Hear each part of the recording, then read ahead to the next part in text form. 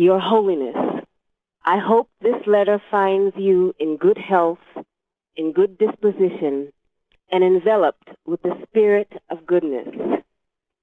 I must confess that it had never occurred to me before to write you, and I find myself overwhelmed and moved to have this opportunity. Although circumstances have compelled me to reach out to you, I am glad to have this occasion to try and cross the boundaries that would otherwise tend to separate us. I understand that the New Jersey State Police have written to you and asked you to intervene and to help facilitate my extradition back to the United States.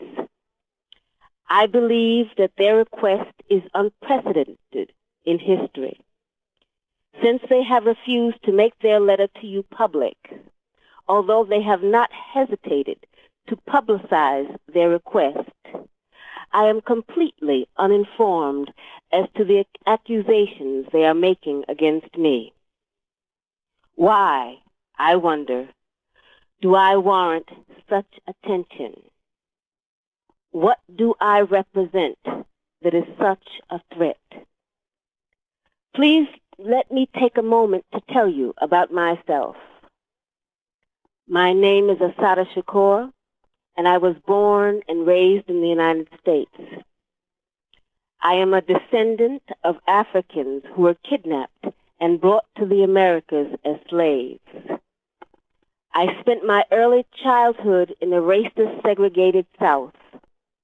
I later moved to the northern part of the country, where I realized that black people were equally victimized by racism and oppression. I grew up and became a political activist, participating in student struggles, the anti-war movement, and most of all, in the movement for the liberation of African Americans in the United States.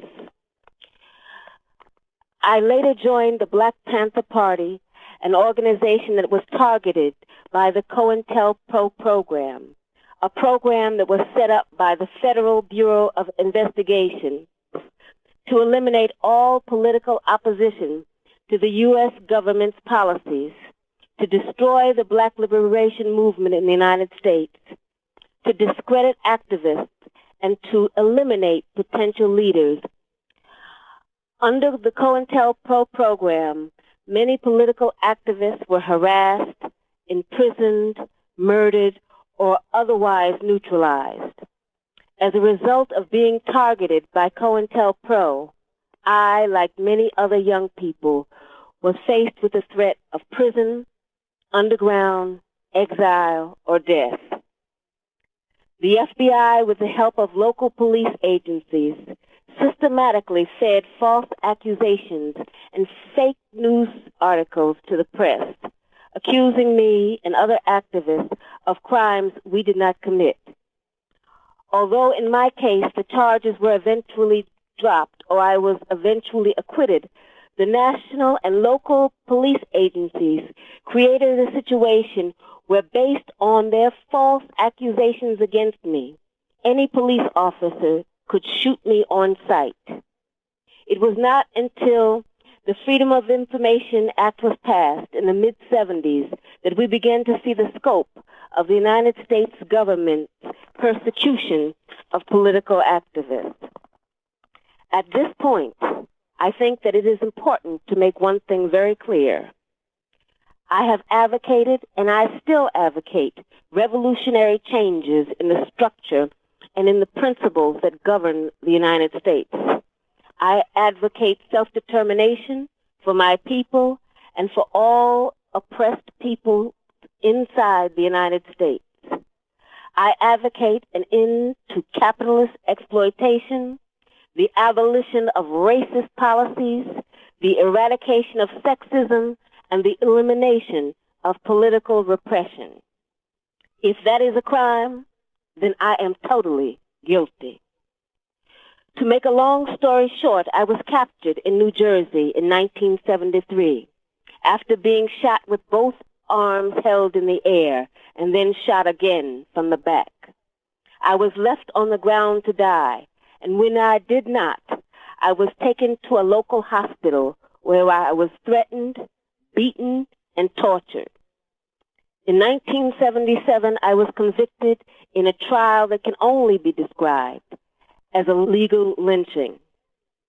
In 1979, I was able to escape with the aid of some of my fellow comrades. I saw this as a necessary step, not only because I was innocent of the charges against me, but because I knew that the racist legal system in the United States, I would receive no justice. I was also afraid that I would be murdered in prison. I later arrived in Cuba, where I am currently living in exile as a political refugee. The New Jersey State Police and other law enforcement officials say they want to see me brought to justice. But I would like to know what they mean by justice. Is torture justice? I was kept in solitary confinement for more than 2 years, mostly in men's prisons. Is that justice? My lawyers were threatened with imprisonment and